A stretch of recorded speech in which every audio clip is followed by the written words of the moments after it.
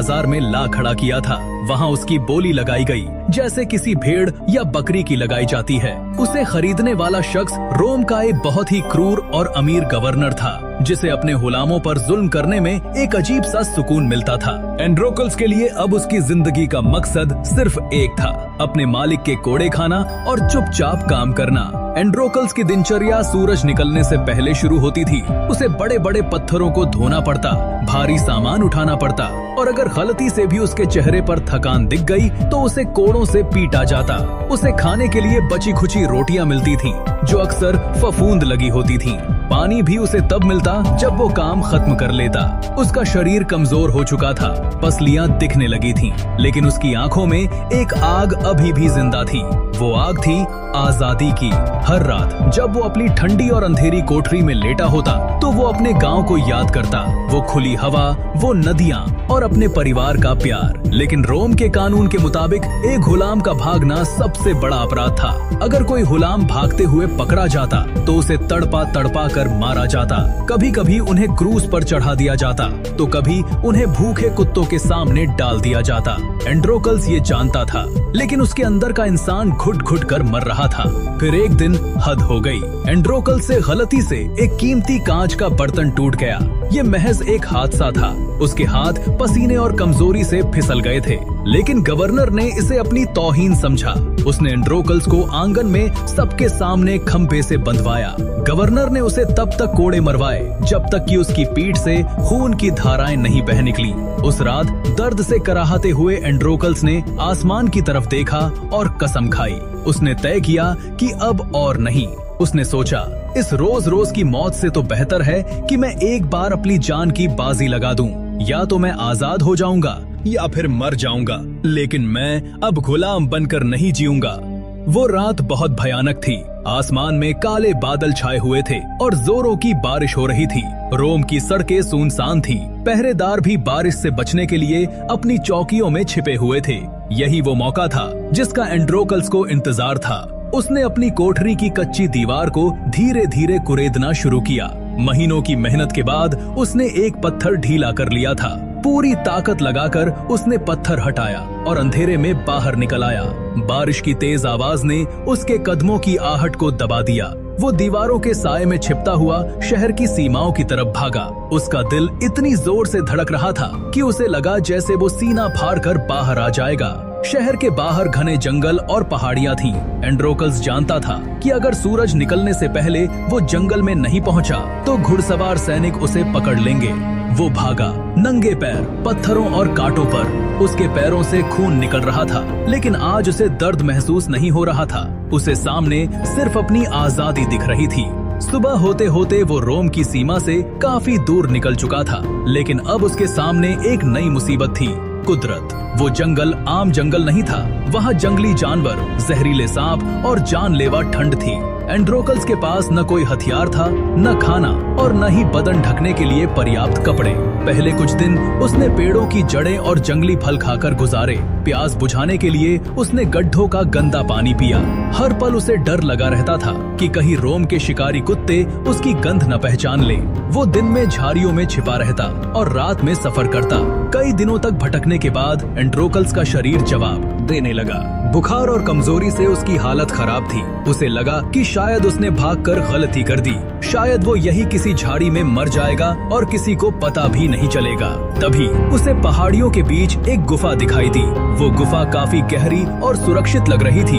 एंड्रोकल्स ने अपनी आखिरी बची हुई ताकत बटोरी और उस गुफा की तरफ रेंगता हुआ गया। अंदर घना अंधेरा था और अजीब सी गंध आ रही थी, लेकिन उसे आराम की सख्त जरूरत थी। वो गुफा के एक कोने में एक चट्टान के पीछे जाकर लेट गया और थकान के कारण तुरंत गहरी नींद में चला गया। उसकी नींद एक भयानक, रूह कपा देने वाली आवाज से टूटी। वो आवाज थी एक शेर की दहाड़। एंड्रोकल्स हड़बड़ा कर उठा।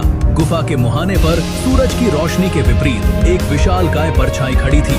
ये एक बब्बर शेर था, जंगल का असली राजा। एंड्रोकल्स की रगों में खून जम गया। उसने सोचा, लो आ गया मेरा अंत। मैं रोम के जल्लादों से तो बच गया, लेकिन अब ये जानवर मुझे फाड़ खाएगा। एंड्रोकल्स हिल भी नहीं सकता था। गुफा से बाहर निकलने का सिर्फ एक ही रास्ता था और वहाँ वो शेर खड़ा था। एंड्रोकल्स ने अपनी आंखें बंद कर ली और मौत का इंतजार शिकार करने लगा। लेकिन कुछ अजीब हुआ, शेर ने हमला नहीं किया। एंड्रोकल्स ने गौर से सुना तो उसे शेर के गुर्राने में गुस्सा नहीं बल्कि दर्द महसूस हुआ। शेर बार बार अपना पैर जमीन पर पटक रहा था और कराह रहा था। एंड्रोकल्स ने हिम्मत करके अपनी आंखें खोली। उसने देखा कि शेर 3 पैरों पर खड़ा है और अपना चौथा पंजा उसने हवा में उठा रखा है। वो पंजा बुरी तरह सूजा हुआ था। उसमें एक बहुत बड़ा लकड़ी का नुकीला कांटा धंसा हुआ था। घाव पुराना हो गया था और पक चुका था। शेर उस दर्द से पागल हो रहा था। वो अपनी जीभ से उस घाव को चाट रहा था, लेकिन कांटा इतना गहरा था कि निकल नहीं रहा था। उस पल एंड्रोकल्स ने कुछ ऐसा देखा जो शायद ही किसी इंसान ने देखा हो। एक खूंखार शिकारी की आंखों में आंसू और लाचारी। शेर ने एंड्रोकल्स की तरफ देखा। उस नजर में भूख नहीं थी बल्कि एक मूक प्रार्थना थी, जैसे वो कह रहा हो, मेरी मदद करो। ये एंड्रोकल्स के लिए सबसे बड़ा इम्तिहान था। उसका दिमाग कह रहा था, भागने का मौका है, भाग जाओ। लेकिन उसका दिल, जो बरसों की गुलामी के बाद भी पत्थर नहीं बना था, वो कह रहा था, ये भी एक जान है और ये दर्द में है। एंड्रोकल्स ने एक लंबी सांस ली। उसने अपनी जान हथेली पर रखी और धीरे धीरे शेर की तरफ बढ़ा। शेर थोड़ा पीछे हटा, गुर्राया, लेकिन एंड्रोकल्स रुका नहीं। उसने अपने हाथ हवा में उठाए, ये दिखाने के लिए कि वो उसे चोट नहीं पहुंचाना चाहता।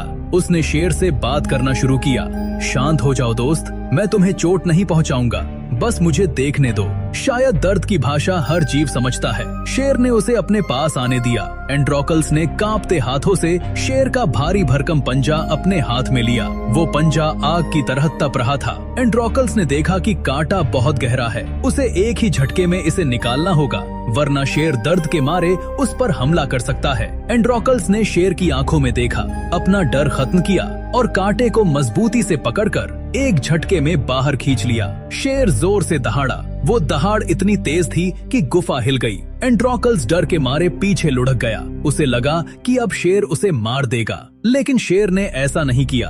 दर्द खत्म होते ही शेर को राहत मिली। उसने अपने पंजे को चाटना शुरू किया। घाव से पीप और गंदा खून निकल गया। कुछ देर बाद शेर उठा और धीरे धीरे एंड्रोकल्स के पास आया। एंड्रोकल्स की सांसें फिर अटक गईं, लेकिन शेर ने अपना बड़ा सा सर एंड्रोकल्स के कंधे पर रख दिया और अपनी खुरदरी जीभ से उसके हाथ चाटने लगा। ये जंगल के राजा का धन्यवाद कहने का तरीका था।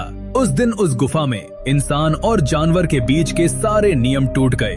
एक नया रिश्ता बना, दोस्ती का। उस घटना के बाद एंड्रोकल्स और वो शेर, जिसका नाम उसने टाइटन रखा था, एक साथ रहने लगे। जो जंगल एंड्रोकल्स को डरावना लगता था, अब वही उसका घर बन गया था। टाइटन दिन में शिकार पर जाता और एंड्रोकल्स के लिए मांस का टुकड़ा लेकर आता। एंड्रोकल्स उसे आग पर भूनता और दोनों मिल बांटकर खाते। रात को ठंड में एंड्रोकल्स शेर के घने बालों में घुसकर सोता, जो उसे रजाई जैसी गर्मी देते थे। टाइटन ने एंड्रोकल्स को अपना परिवार मान लिया था। जब एंड्रोकल्स उदास होता और अपने घर को याद करके रोता, तो टाइटन उसके पास बैठ जाता, जैसे उसे सांत्वना दे रहा हो। 3 साल बीत गए। एंड्रोकल्स अब एक गुलाम नहीं बल्कि जंगल का एक हिस्सा बन चुका था। उसके बाल बढ़ गए थे, कपड़े फट चुके थे, लेकिन वो आजाद था, वो खुश था। लेकिन कहते हैं कि इंसान अपनी किस्मत से ज्यादा दूर नहीं भाग सकता। रोम के सैनिक अभी भी उसे भूले नहीं थे। रोम के कानून में भगोड़े गुलाम को पकड़ना सैनिकों की साख का सवाल होता था। एक दिन एंड्रोकल्स जंगल में जड़ी बूटियां ढूंढ रहा था। टाइटन उससे थोड़ी दूर नदी किनारे पानी पी रहा था। हवा का रुख बदला और एंड्रोकल्स को घोड़ों की टापों की आवाज सुनाई दी। इससे पहले कि वो छिप पाता, रोम के सैनिकों ने उसे घेर लिया। यही है वो, पकड़ो इसे! सैनिकों का कमांडर चिल्लाया। एंड्रोकल्स ने भागने की कोशिश की, लेकिन सैनिकों ने जाल फेंककर उसे फंसा लिया। उन्होंने उसे जमीन पर पटक दिया और लाठियों से पीटने लगे। एंड्रोकल्स चिल्लाया, टाइटन, टाइटन! उसकी आवाज सुनकर नदी किनारे से एक भयानक दहाड़ आई। टाइटन अपने दोस्त को बचाने के लिए पूरी रफ्तार से दौड़ा। उसने सैनिकों पर हमला कर दिया। एक सैनिक को उसने अपने पंजे से दूर फेंक दिया, लेकिन सैनिक पूरी तैयारी के साथ आए थे। उनके पास भाले और जाल थे। सैनिकों ने टाइटन को भी चारों तरफ से घेर लिया और उस पर भारी जाल डाल दिए। शेर ने बहुत संघर्ष किया, रस्सियां काटने की कोशिश की, लेकिन वो बेबस हो गया। एंड्रोकल्स रोता रहा, गिड़गिड़ाता रहा कि शेर को छोड़ दो, लेकिन सैनिकों ने दोनों को जंजीरों में जकड़ लिया। एंड्रोकल्स का दिल टूट गया। उसे अपने पकड़े जाने का दुख नहीं था, दुख इस बात का था कि उसकी वजह से उसका दोस्त, उसका रक्षक भी अपनी आजादी खो बैठा। दोनों को अलग अलग पिंजरों में बंद करके रोम लाया गया। एंड्रोकल्स को वापस उसी काल कोठरी में डाल दिया गया, लेकिन इस बार अंधेरा और भी गहरा था। उसे बताया गया कि उसकी सजा तय हो चुकी है। उसे कोलोसियम के खेलों में उतारा जाएगा। उसे भूखे शेरों का निवाला बनाया जाएगा ताकि रोम की जनता तालियां बजा सके। एंड्रोकल्स को अब अपनी मौत का डर नहीं था, उसे बस टाइटन की चिंता थी। उसे पता नहीं था कि टाइटन कहाँ है, किस हाल में है। सैनिकों ने क्रूरता की सारी हदें पार कर दी थीं। उन्होंने टाइटन को कई दिनों तक भूखा रखा। उसे लोहे की सलाखों से मारा जाता ताकि वो और भी ज्यादा गुस्सा और खूंखार हो जाए। उनका मकसद था कि जब ये जानवर अखाड़े में उतरे तो वो सामने आने वाली हर चीज को फाड़ कर रखते। आखिरकार वो दिन आ गया, the day of games. Colosseum का माहौल किसी त्योहार जैसा था। 50,000 से ज्यादा लोग स्टेडियम में मौजूद थे। हवा में पॉपकॉर्न और शराब की महक थी, लेकिन साथ ही मौत की गंध भी थी। बादशाह अपने सुनहरे सिंहासन पर बैठा नीचे देख रहा था। भीड़ खून खून चिल्ला रही थी। कई गुलाम मारे जा चुके थे। अब बारी थी दिन के सबसे बड़े मेन इवेंट की। उद्घोषक ने चिल्लाकर कहा, अब आपके सामने आ रहा है वो गुलाम जिसने अपने मालिक को धोखा दिया, और उसके सामने होगा अफ्रीका का सबसे खूंखार आदमखोर। लोहे के दरवाजे खुले और एंड्रोकल्स को धकेलते हुए अखाड़े की तपती हुई रेत पर गिरा दिया गया। धूप उसकी आंखों में चुभ रही थी। उसके हाथ में सिर्फ एक छोटी सी खंजर नुमा लकड़ी थी जो शेर के सामने तिनके के बराबर थी। एंड्रोकल्स कांपते हुए खड़ा हुआ। उसने चारों तरफ देखा, हजारों चेहरे, लेकिन किसी की आंखों में दया नहीं। सब उसकी मौत का तमाशा देखने आए थे। तभी सामने का बड़ा पिंजरा खुला। अंधेरे से दो चमकती हुई लाल आंखें दिखाई दी। एक गगनभेदी दहाड़ के साथ शेर बाहर निकला। वो शेर कमजोर लग रहा था, उसकी पसलियां दिख रही थी क्योंकि उसे भूखा रखा गया था, लेकिन उसका गुस्सा 7वें आसमान पर था। भूख ने उसे पागल कर दिया था। उसने एंड्रोकल्स को देखा, एंड्रोकल्स ने भी उसे देखा। दूरी ज्यादा थी और धूप की वजह से एंड्रोकल्स पहचान नहीं पाया कि ये कौन सा शेर है। उसे बस एक मौत की मशीन अपनी तरफ आती दिखाई दी। शेर ने दौड़ना शुरू किया। धूल का गुबार उड़ाते हुए वो पूरी रफ्तार से एंड्रोकल्स की तरफ झपटा। भीड़ का शोर अपने चरम पर था। एंड्रोकल्स ने अपनी आंखें बंद कर ली। उसने अपने हाथ फैला दिए जैसे वो मौत को गले लगाने के लिए तैयार हो। शेर उसके बिल्कुल करीब आ गया। उसने छलांग लगाई और फिर सन्नाटा, एक ऐसा सन्नाटा जो शोर से भी ज्यादा भारी था। एंड्रोकल्स जमीन पर गिरा, लेकिन उसे दर्द महसूस नहीं हुआ। उसने महसूस किया कि कोई भारी भरकम चीज उसके ऊपर खड़ी है और गर्म सांसें उसके चेहरे पर लग रही हैं। क्या वो मर चुका है? उसने डरते डरते अपनी आंखें खोली। उसके सीने के ऊपर वो शेर खड़ा था, लेकिन वो उसे काट नहीं रहा था। वो शेर एंड्रोकल्स का चेहरा सूंघ रहा था। फिर उसने अपनी खुरदरी जीभ से एंड्रोकल्स के गाल चाटना शुरू कर दिया। एंड्रोकल्स की आंखों से आंसू बह निकले। टाइटन, उसने धीरे से फुसफुसाया। शेर ने जवाब में एक हल्की सी आवाज निकाली और अपना सिर एंड्रोकल्स की छाती पर रख दिया। ये टाइटन था, वही दोस्त जिसे उसने जंगल में बचाया था। भूख और गुस्से के बावजूद जानवर ने अपने दोस्त को नहीं मारा। उसने उस गंध को पहचान लिया था, उस स्पर्श को पहचान लिया था जिसने कभी उसके पंजे से कांटा निकाला था। भीड़ हक्का बक्का थी। किसी की समझ में नहीं आ रहा था कि क्या हो रहा है। लोग अपनी सीटों से खड़े हो गए। बादशाह भी हैरान होकर आगे झुक गया। वो खूंखार जानवर जिसे फार खाने के लिए भेजा गया था, वो अब एक छोटे बच्चे की तरह एंड्रोकल्स के साथ खेल रहा था। एंड्रोकल्स ने शेर के गले में अपनी बाहें डाल दी। उसने शेर के कान में कहा, मैं भी तुमसे प्यार करता हूँ मेरे दोस्त। ये दृश्य इतना भावुक था कि पत्थर दिल रोमनों की आंखों में भी आंसू आ गए। भीड़ का मूड बदल गया। जो लोग अभी तक मारो मारो चिल्ला रहे थे, अब वो जिंदा छोड़ो चिल्लाने लगे। पूरा स्टेडियम एंड्रोकल्स के समर्थन में गूंज उठा। लोग बादशाह की तरफ हाथ हिलाकर रहम की भीख मांगने लगे। रोम के इतिहास में ऐसा कभी नहीं हुआ था। बादशाह को समझ आ गया कि ये कोई साधारण घटना नहीं है, ये एक ईश्वरीय संकेत है। अगर एक जानवर इतनी वफादारी दिखा सकता है तो एक इंसान को सजा देना पाप होगा। बादशाह ने अपना हाथ उठाया और भीड़ शांत हो गई। उसने सिपाहियों को आदेश दिया कि एंड्रोकल्स को आजाद किया जाए, और सिर्फ एंड्रोकल्स को ही नहीं, उस शेर को भी जंगल में वापस छोड़ने का हुक्म दिया गया। एंड्रोकल्स जब अखाड़े से बाहर निकला तो उसके साथ कोई जंजीरें नहीं थी, बल्कि उसका दोस्त टाइटन उसके बगल में चल रहा था। उस दिन दया की जीत हुई थी। उस दिन प्यार ने नफरत और भूख को हरा दिया था। एंड्रोकल्स को रोम में बहुत सम्मान मिला। कहा जाता है कि बाद में एंड्रोकल्स ने एक सराय खोली और टाइटन अक्सर उससे मिलने आता था, लेकिन इस बार कोई पिंजरा उनके बीच नहीं था।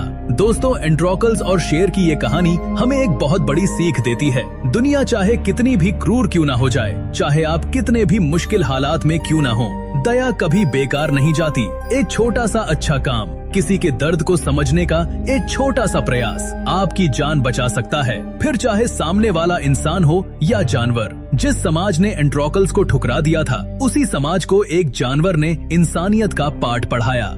आपको ये कहानी कैसी लगी? क्या आपको लगता है कि आज के जमाने में इंसानों में इतनी वफादारी बची है जितनी उस शेर में थी? अपनी राय कमेंट्स में जरूर लिखें। अगर इस कहानी ने आपके दिल को छू लिया है तो वीडियो को लाइक करें और अपने दोस्तों के साथ शेयर करें। ऐसी ही अद्भुत ऐतिहासिक कहानियों के लिए चैनल को सब्सक्राइब करना ना भूलें। मिलते हैं अगली